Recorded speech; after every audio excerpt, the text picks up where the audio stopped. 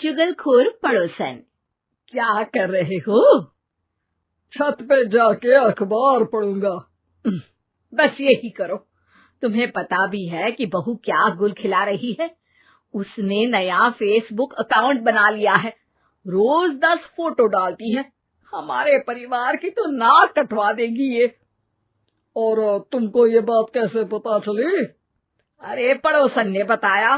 उसकी बहू भी फेसबुक पर है ना, तो उसको पता चल गया। हाँ हाँ, जैसे तुम तो बहुत भोली हो। पड़ोसन रोज सास को उसकी बहू के नाम पर भड़काती थी। आज तो आपकी बहू कह रही थी मुझसे आके कि आप दिन भर खाती रहती है, खा खा के घटोत्कच हो गई है। क्या? उसने मुझे घटोत्कच बोला? अरे वो खुद ना कटी सुपर्णखा है। आप कह रही हो तो सही होगा, लेकिन आप उसको बताना मत कि मैं ये सारी खबरें आपको देती हूँ। शाम को जब बहू पड़ोसन के पास जाती है, आज तो तेरी सास तुझे सुपर्णखा कह रही थी, कल ताड़का भी कह देगी। पता नहीं इतनी अच्छी बहू मिली है, फिर भी वो तुझे राक्षसनी क्यों समझती है? आप कितनी अच्छी हैं। आप मेरी सास की हर बात मुझे बता देती हो, वरना मुझे पता ही नहीं चलता कि वो मेरी पीठ के पीछे इतनी बुरी बात करती है। चालाक पड़ोसन रोज ही दोनों सास बहू के सामने उन दोनों की ही बुराई करती और चुगली करके बातें बता देती, ताकि दोनों में हमेशा लड़ाई होती रहे। आपने तो बस छत पे बैठ के अखबार पढ़ना है और चाय के घूंट पीना है। बहू की वजह से मुझे तो जहर के घूंट पीने पड़ रहे हैं। कल वो मुझे मोटी घटोत्कच बोल रही थी। तो तुम भी तो उसको नाक कटी सुपर्णखा बोल देती ना। हाँ हाँ, वही बोल दिया मैंने उसे। आप मुझे कितना समझते हो। बहुत अच्छे से। अब मुझे वो ये बात पड़ोसन ने बताई ना, वही तो है आपकी शुभ चिंतक। पर मैं इस बहू को ना सबक सिखा के ही रहूंगी। जरूर सिखाना चाहिए, पर आज तुम मेरे साथ शाम को छत पे बैठना, एक तरकीब बताऊंगा। बिल्कुल बिल्कुल, कितना ध्यान रखते हो जी आप मेरा। मैं ना सब ध्यान रखता हूँ। शाम को जब सास और ससुर छत पर बैठे होते हैं कि यहाँ खड़ी हो जाओ, यहाँ से ना तुमको पता चल जाएगा कि बहू की अगली चाल क्या है। अच्छा, कैसे? सवाल मत पूछो, जैसा कह रहा हूं वैसा करो। थोड़ी देर में ही छत पे बहू की आवाज आने लगती है। मेरी सास लायक ही नहीं है। मुझे पता होता तो सास बहू की भी कुंडली मिलवा लेती पहले ही। तेरी सास तो मुझे भी पसंद नहीं है। मेरे पास जब भी आती है तेरी बुराई करती रहती है।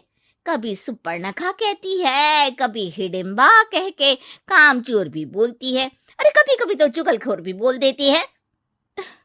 काश आप जैसी होती मेरी सास।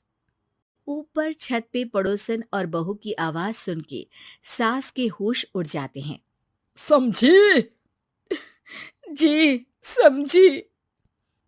सुबह तुम्हारे सामने ये बहू की बुराई करती है और शाम को बहू के सामने तुम्हारी। मतलब आप सिर्फ अखबार नहीं पढ़ते, सारी खबरें भी रखते हैं। अब तो इस पड़ोसन को भी सबक सिखाना पड़ेगा। शाम को सास बहू को जाके पड़ोसन की साजिश के बारे में बता देती है। हाँ, मुझे माफ कर दो माँ जी।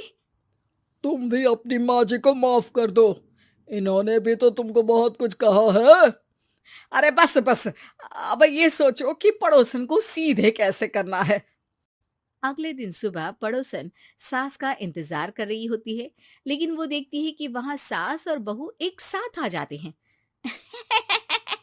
अरे अरे, आज दोनों एक साथ। हाँ, सोचा कि बहू की पीठ पीछे बुराई करने से क्या फायदा, मुंह पे ही बोलती हूँ मैं। हाँ, मैंने भी सोचा आपको 2 बार मेहनत करनी पड़ती है, एक ही बार में काम खत्म कर लोगी। हैं?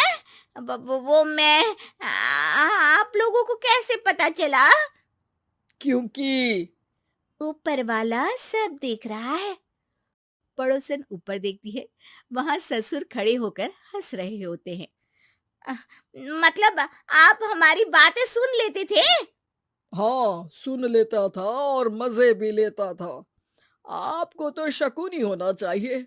क्या चाल खेली है आपने, एकदम सास बहू के सीरियल जैसी। तो बताओ पड़ोसन जी, मेरी बहू ने आपसे अब मेरे बारे में क्या बोला? यही बोला कि सास बहुत अच्छी है, बहुत ध्यान रखती है।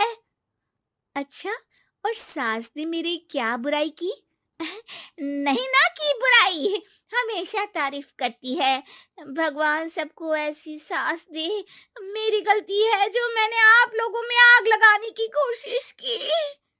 पर छत पे लगा हुआ सीसीटीवी यानी कि शर्मा जी सब देख रहे थे। हाँ जी, मुझे माफ कर दीजिए। माफ क्या, आपको तो अब हम साफ ही कर देंगे अपने वालों की लिस्ट से। आज से आपकी और हमारी बात बंद, लेकिन बुराई जारी रहेगी। अब आपकी हरकत के बारे में पूरे मोहल्ले को बताना तो पड़ेगा ना आंटी जी।